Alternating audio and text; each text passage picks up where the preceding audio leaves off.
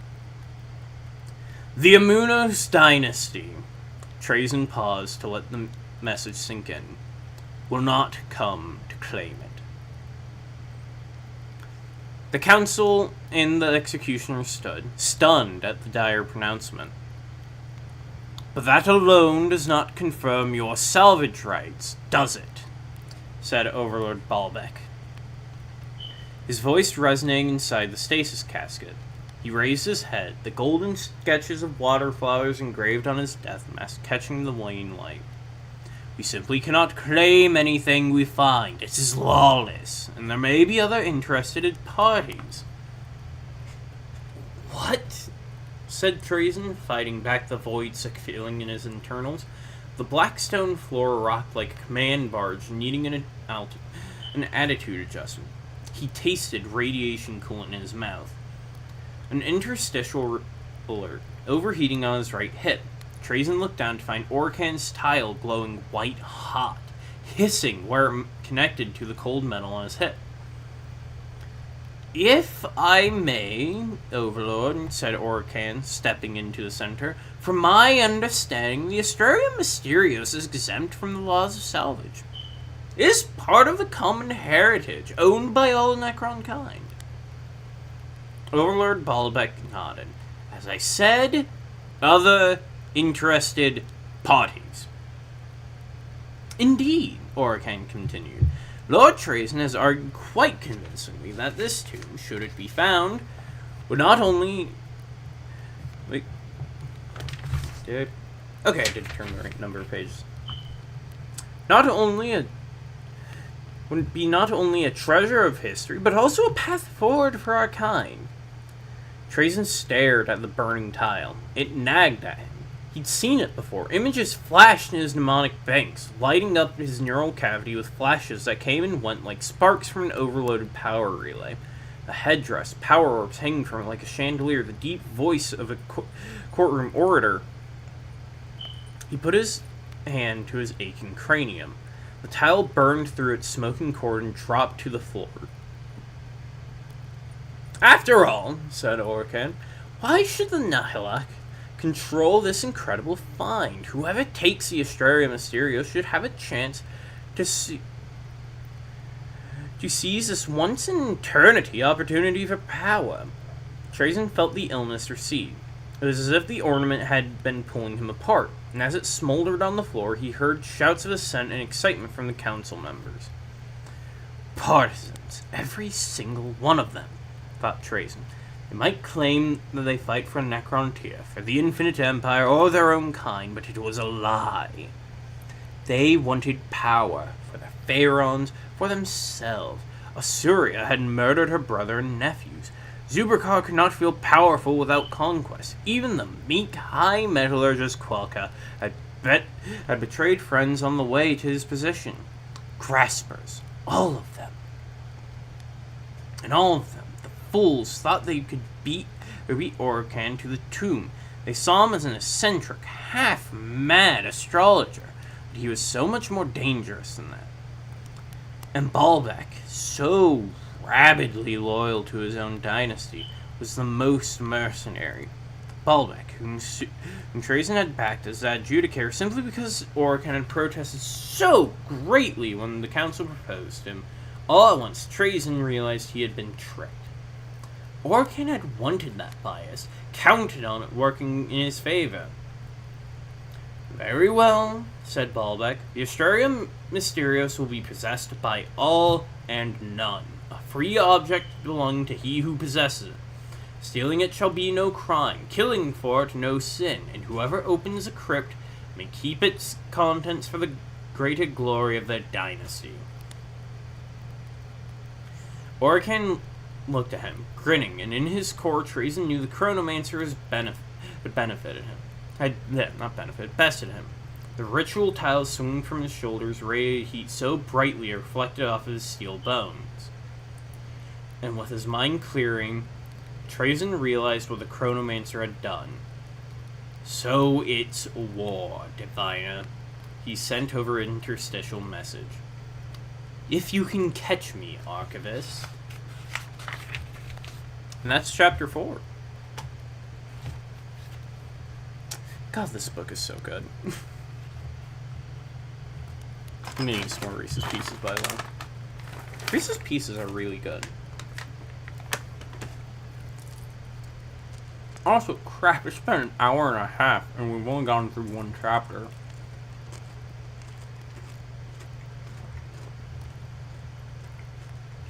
God dang.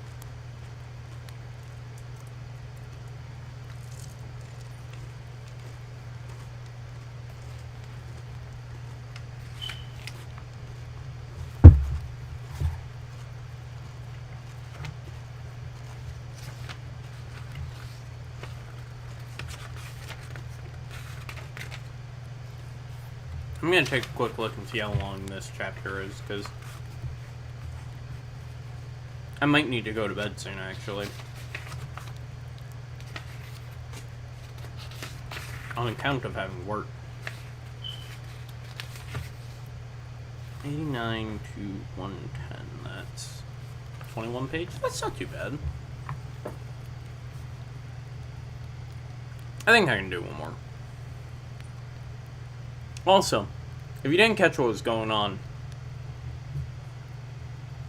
Orkin can time travel, and he's petty enough to time travel for the pettiest of reasons, like winning a court case. So he did, and he won. I can only aspire to be so petty one day.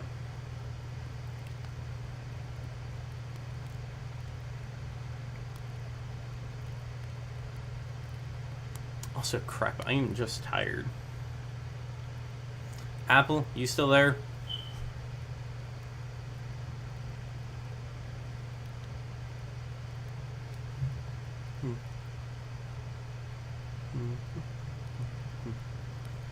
I think I need to get more plushes.